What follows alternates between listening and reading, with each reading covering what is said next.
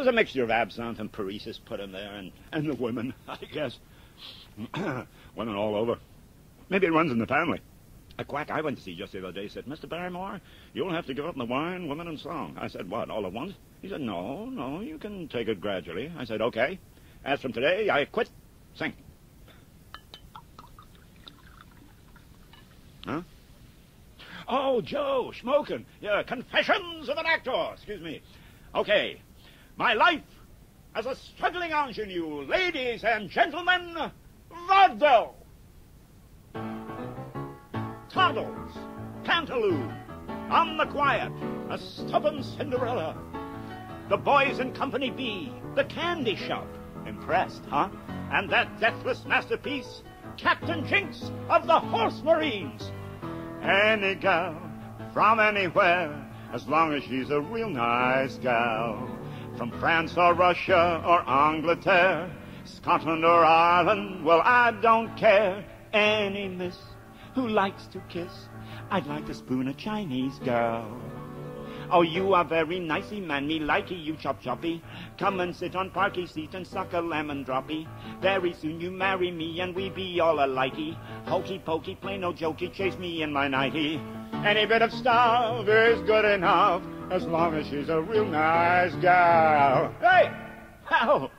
I was amazed. After an early matinee someplace in the boonies I'd just come off, to see the backstage lined wall to wall with pretty little girlies. And I looked over my shoulder to see who they were waiting for, and I realized it was me. Oh, hey, I thought this isn't such a bad profession after all. Well, finally, I hit the big time. One comedy smash after another. Broadway star, and I'm making big bucks.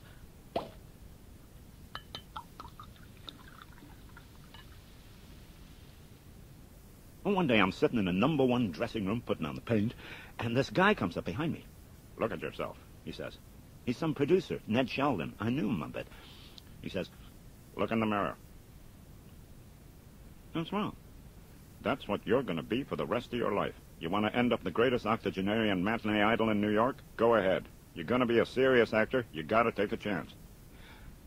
He got me to do a wonderful play, Justice. John Galsworthy. It scared the shit out of me. I thought they'd either lynch me or laugh me off the stage. So, opening night, I snuck to the billboard outside the theater and I pasted little strips of paper over my name. But the play was a smash. So next night, I snuck back out and tore them all up again. Okay, says Ned. Shakespeare, next. Oh, no. Whoa. Not right now. Yeah, I kind of miss vaudeville. You know, all those sweet and beautiful girlies, and Gladys Wallace, Elsie Janis, Lotta Faust, Bonnie McGinn. Then along comes Catherine, my first bus accident. Catherine Harris, just turned 17, doe-eyed, blonde, innocent, irresistible. I'm 10 years older than she is, and her old man goes nuts. But her grandmother said, my dear, he's so adorable. If you don't marry him, I swear I will. He looks like he needs a woman's care. Bingo! Wedding bells! And that's where my troubles began. See, I thought of marriage as a sanctuary. You know what it is? With fame? You can't let it go. You can't let it go, but you don't want the hell it brings with it. Oh, I love the audiences, the recognition, and women, but it kind of gets like everybody wants to grab a little piece of you. Now I had a bolt hole. Now I could go home to carpet slippers, a little wife, and kisses. But Catherine wanted to be Mrs. John Barrymore, wanted to be seen all around town every night, escorted by her real-life leading man. I mean, Mrs. John Barrymore, hell, I think she wanted to be John Barrymore. I can't explain it, but it seemed a pattern began to emerge that was to become familiar with all my wives except one. They started by adoring me, ended by wanting to supplant me.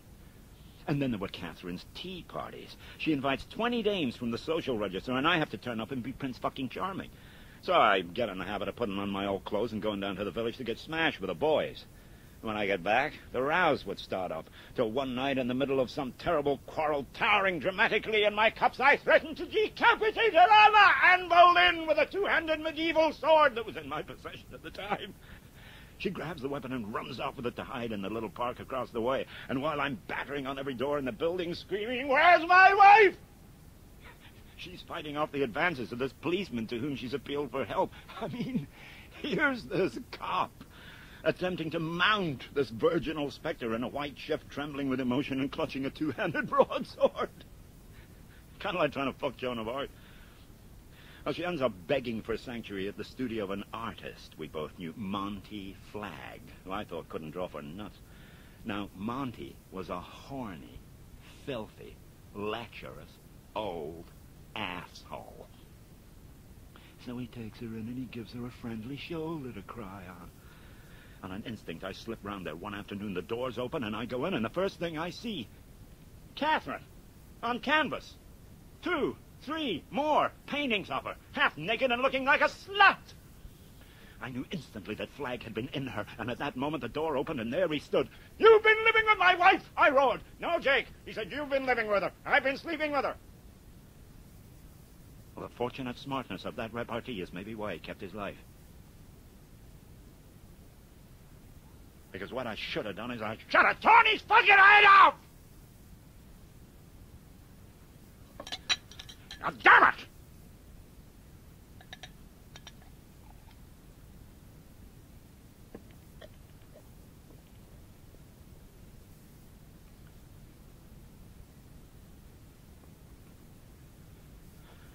Oh, she got a degree at $350 a month.